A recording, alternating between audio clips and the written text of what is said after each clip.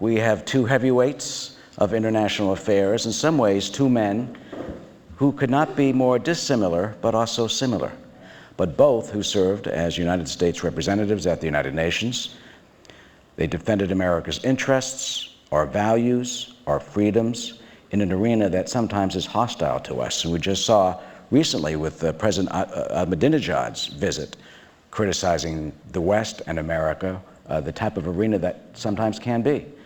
Tonight we will talk about the role of the UN and international affairs, the major issues, Iran, Afghanistan, the Middle East peace process. So let's first begin immediately, and I will throw this to Governor Richardson, about the role of the UN. Has it been diminished? How can it be increased? I think it's going to increase in its importance to us. Why? The threats that America faces are transnational. They're not individual nations. They're terrorism and Al-Qaeda. It's nuclear proliferation, Iran and North Korea. It's pandemic diseases. It's climate change. It's also weapons of mass destruction and nuclear materials, unsafe nuclear weapons. And if we are going to provide American leadership, if we're going to deal with these issues effectively, we need international support. Look, the UN is a vast and sprawling enterprise, and that's part of its problem in a sense. There are many parts of it that do good work. The technical and specialized agencies that you don't hear much about have historically done good work, and I think probably will continue to do so. But where the UN has failed utterly from the founding, was its principal political institutions, the General Assembly, the Security Council, its human rights decision-making mechanisms. For the second half of the 20th century, the great struggle of the United States, the great struggle of free nations everywhere, was the contest with communism, and the United Nations was utterly irrelevant to that. But there shouldn't be any doubt in anybody's mind, the UN works when the U.S. gets it to work. But can the rule of law in international affairs hold when, for example, North Korea won what they called a diplomatic victory in July, dealing with the torpedoing of a South Korean ship? One of America's strongest allies at the Security Council was not able to get the UN Security Council to condemn that act. They only expressed deep concern. Either. Well, but that is true. But what followed that deep concern statement? Some very, very strong sanctions. And you had Russia, you had China supportive.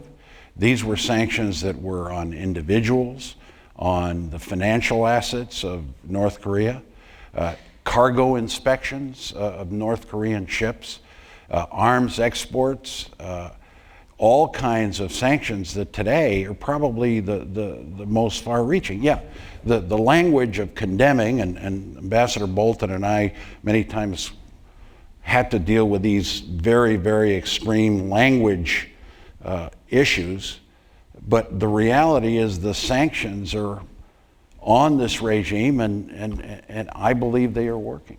Ambassador, they've exploded at least one or two nuclear devices. Your reaction? Well, let's take North Korea first. They've exploded two nuclear devices. There are two sets of sanctions that have attached to North Korea. It hasn't slowed them down in the slightest. You know, you can talk about inputs, sanctions, resolutions, and the like, but the real issue is effectiveness, outputs. And in this case, North Korea, which has been sanctioned by the United States since the Korean War, has proceeded further along in developing nuclear weapons than anybody really wanted to contemplate in recent years. So the sanctions have not stopped North Korea, nor have they stopped Iran. But the fact is that Iran knew these sanctions were coming. It was able to take steps to mitigate against the effect of the sanctions. And this is in fact a graphic demonstration of how the Security Council simply does not work. Well, my response to the ambassador, what's the alternative? If you're not going to the United Nations... I'd be happy to talk about the alternative. What is the alternative? Are we going to, you know, in the old days, I think our foreign policy was characterized by unilateral diplomacy, cowboy diplomacy. And where did that get us? In other words, we would say, we're not going to deal with North Korea, we're not going to deal with Cuba, we're not going to deal with Iran because we don't agree with them. And if we talk to them, we're rewarding them. Well, where would that get us with North Korea? They developed more nuclear weapons when we weren't engaging in some kind of diplomacy. With Iran, admittedly, the Iranians are a little difficult. But where has that gotten us? Where has that gotten us with Cuba? And in my view, and I guess the biggest difference between John and I is that I believe in engagement. I don't believe in isolationism. If you're not going to take these sanctions to the UN, if you're not going to get international support, and I think one of the big pluses we've had is that Europe is now behind us in many of these sanctions. It wasn't in the past. And so what's the alternative? Unilateral US sanctions, a lot of speeches?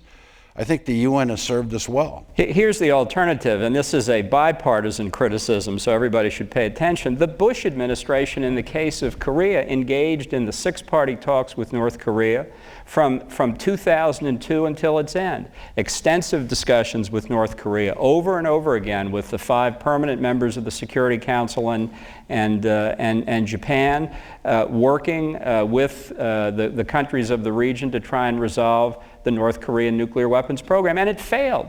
The six-party talks went on and on and on, and it didn't slow North Korea down. That was engagement. That was multilateral diplomacy. In the case of Iran, the Bush administration backed what we called the EU3, Britain, France, and Germany, that acted as surrogates for the United States, offering carrots and sticks to Iran to get them to give up their nuclear weapons program. Everybody in that dance, the Iranians, the Europeans, and the United States knew the Europeans spoke for the United States.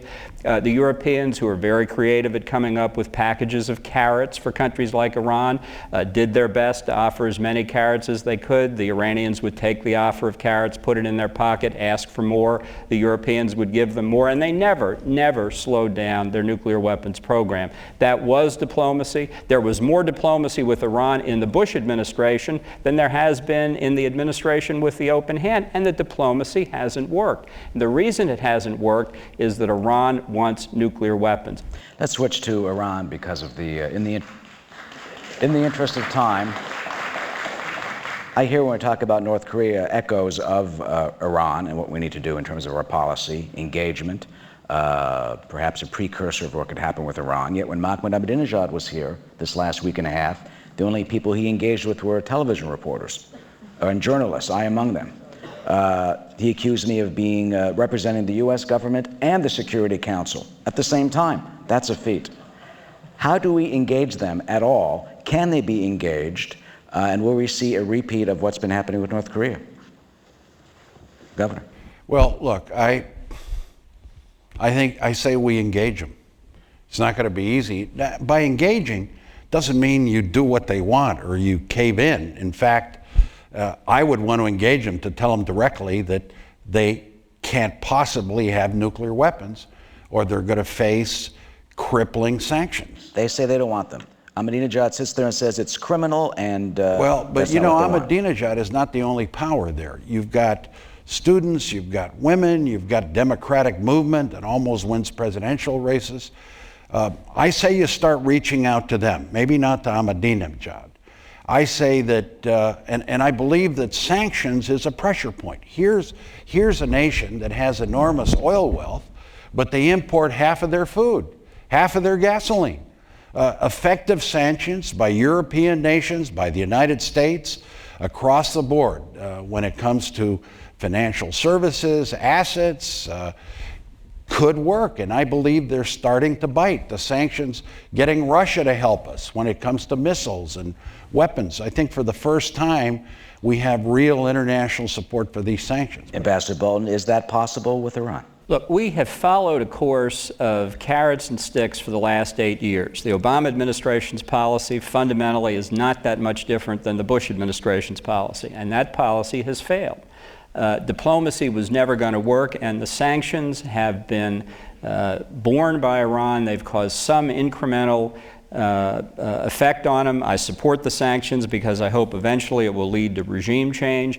But anybody who thinks that these sanctions are going to stop Iran from getting nuclear weapons doesn't understand the determination of the Revolutionary Guard, which really effectively holds power in Iran today, to achieve that objective. And we have the example of Russia and China, which are determined not to follow the European Union example. We have Turkey and Venezuela, which give Iran considerable access to international financial markets and refined petroleum capabilities. These sanctions are not going to work. And we need to realize that as of now, the most likely outcome in a very short period of time is that Iran gets nuclear weapons. And I think, and this is most distressing of all to me, I think the Obama administration believes that too.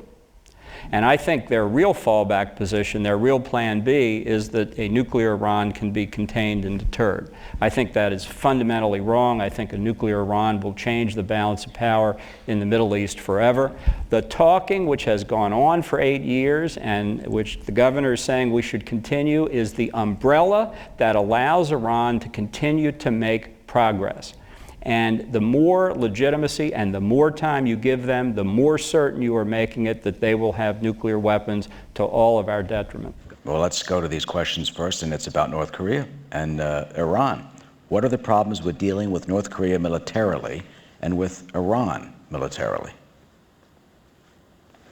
Well, I think the current difference between North Korea and Iran is the major difference is that North Korea has nuclear weapons, which makes it singularly unattractive to have a military outcome. That is the reason I have believed so profoundly that we have to stop Iran from getting nuclear weapons. I've described what I think the answer on Korea is, which is the reunification of the two Koreas. On Iran, I think you can count on Iran getting nuclear weapons sooner rather than later. The only thing that stands between Iran and nuclear weapons is a preemptive military strike against the nuclear program. I think under the Obama administration, the chances for that are zero. In the Bush administration, the president used to say it's unacceptable for Iran to have nuclear weapons. I used to think he meant unacceptable. Obviously, he didn't. We'll have to see if Israel thinks it's unacceptable. Twice before, they have struck a nuclear program in the region to prevent a hostile nation from getting a nuclear capability. They have not so far. They're under enormous pressure from the Obama administration not to use military force. I don't know what they're going to do, but if they don't, Iran will have nuclear weapons. And Governor, do you believe Israel could strike? I think it's important that all of us, through diplomacy, through multilateral efforts, try to prevent something like that. But again, you know, a nation state has to protect their own national security interests. And I hope it doesn't come to that, but I do believe that the best chance to deal with Iran is multilaterally. But conversely, I'm saying find ways to penetrate that veil of lack of understanding and knowledge of that culture. This is why I believe the best tool is diplomacy. It's talking to one another. It's negotiating. It's finding common ground. It's finding ways to relate to human beings. And it's not just militaries. It's not just diplomats. It's people. It's institutions. It's schools. It's student exchanges. It's cultural ways that we can understand each other better. Governor and Ambassador, thank you. Thank you.